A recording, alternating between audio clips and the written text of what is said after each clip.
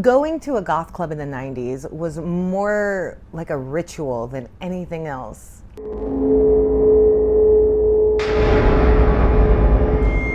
You'd be standing in some dimly lit staircase, waiting in line to pay to go into a club, straining your ears, trying to hear what songs they're playing, but also just praying they're not going to play your jam before you get in and can dance to it. The worst thing was like hearing your favorite song before you even made it through the door.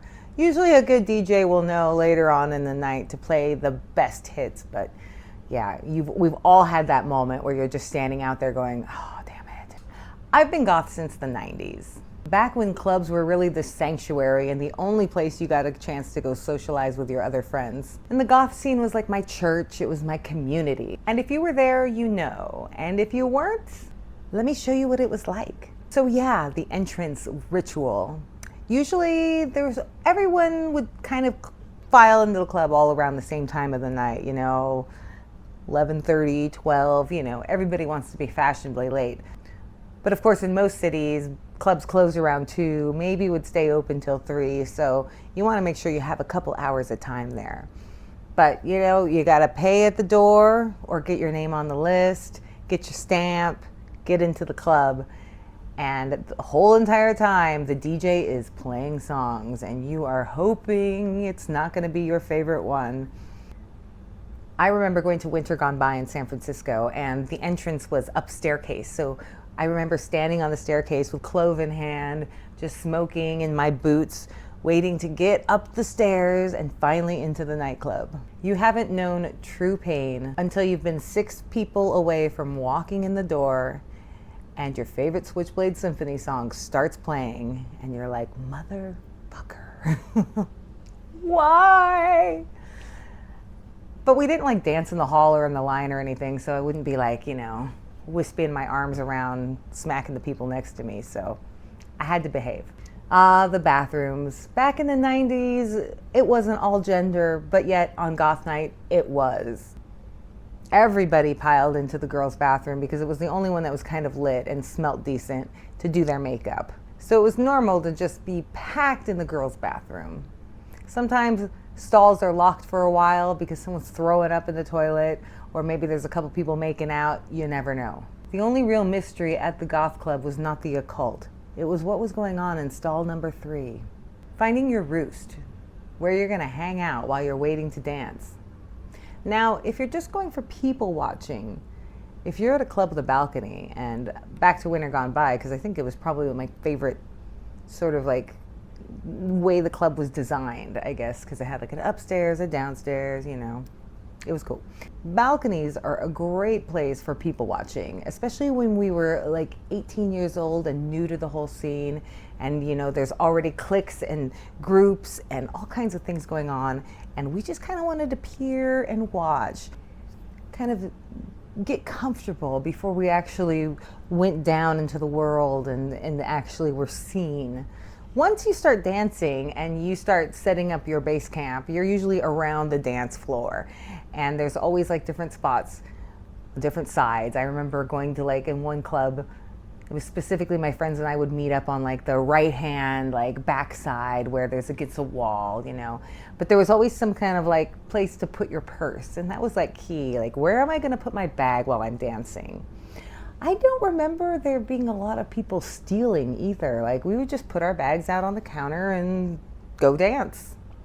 I remember in LA a lot more, that was more of a watch my purse kind of time and like going to Bar Sinister. But I also would shove my purse under like the go-go booth and, it would be there. I'd probably sometimes grab somebody else's purse. I'm like, whoops, that's not mine. Put it back and grab mine. But yeah. Sometimes you would put your purse in view so that when you're dancing, you could like look over and make sure it's all right and then continue on. So definitely finding your spot. The dance floor. Now this is key. You got to claim your space, especially when you're dancing with big arms. So as soon as the song starts, I would walk out there, make sure I'm making some bubble around me that people won't step into or they're gonna get hurt. And crossing the dance floor was pure performance art to see how far you could get. It was almost like playing Frogger on a goth dance floor to work your way through the crowd while you're dancing. So there was a lot of like prancing across the floor, especially if you got a song that you really love, but it's not necessarily popular with everyone. So it's like kind of like very spotty on the dance floor. That's when you're like, all right, like let's move across this whole thing.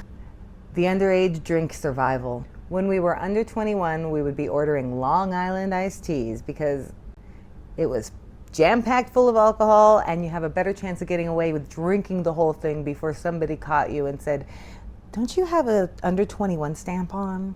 So yes, Long Island iced tea were an underage girl's best friend. My bestie and I would split one and we would be tanked. And then we'd be out there on the dance floor sweating cocktails like it's Gatorade. Drunk and dancing, sweating booze, and it's the hardest thing to remember at a goth club, but you need a lot of water. So sometimes you can walk off the floor and you'll see your little cocktail there. You'll be sweating, you'll be panting, and you're just like, oh, if I just drink this whole thing down, I'll be so quenched. Oh, bad move. So making sure you get water at the bar. We would always be ordering cups of water at the bar. Those poor bartenders. I mean, they must be used to it when they work at like a dance club. But yes, nothing said hydration like a Long Island iced tea. The exit ritual.